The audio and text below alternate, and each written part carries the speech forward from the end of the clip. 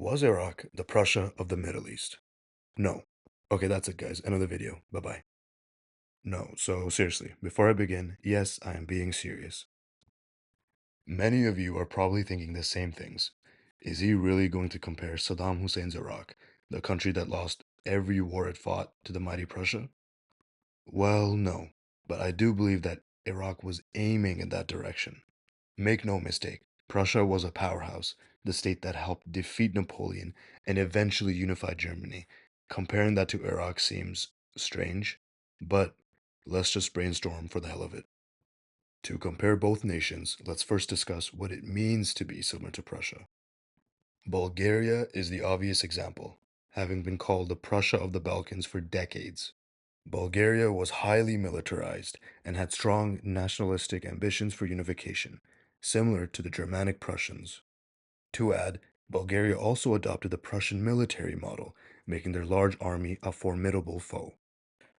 Bulgaria fought many wars, losing some but always performing surprisingly well.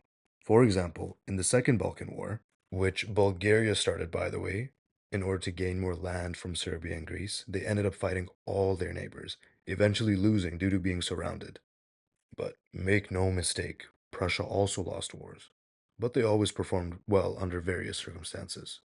Now, let's look at Iraq, which was under Saddam Hussein's rule for nearly 24 years.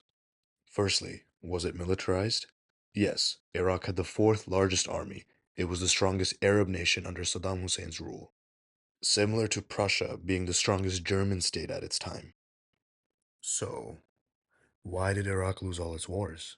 Especially their war against Iran, which had, at that time, been heavily weakened after their revolution.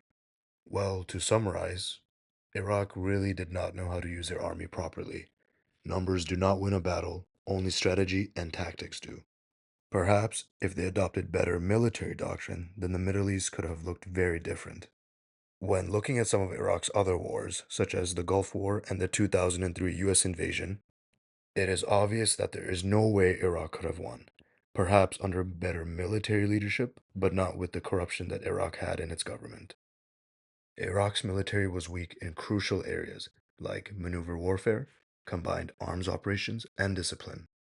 While Iraq had significant equipment, its effectiveness was limited by poor organization, lack of training, and a weak logistics system.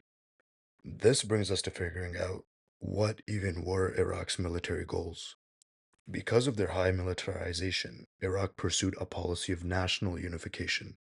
Saddam publicly advocated for pan-Arabism and the political unification of the Arab world, a core tenet of the Ba'ath Party. When he invaded Kuwait, he claimed that it was historically theirs. He used Arab nationalism extensively to build support both domestically and across the Middle East, presenting Iraq as a strong nation that could challenge Western imperialism. Let's compare this to Prussia, which under Otto von Bismarck used diplomacy and military power to unite the German states. Prussia won almost all its wars and came out as the leader of the German-speaking world. Could Saddam have achieved this for the Arab world? Hell nah, but he clearly wanted to. To end off, Iraq could have been the Prussia of the Middle East. They just needed better leaders. Like Bulgaria, Iraq flew too close to the sun. Bulgaria lost its wars because it fought against so many foes at once. Meanwhile, Iraq lost after fighting against the strongest empire in human history, the United States of America. I guess punching above your weight ends up much worse than you expected. But not for Prussia, though.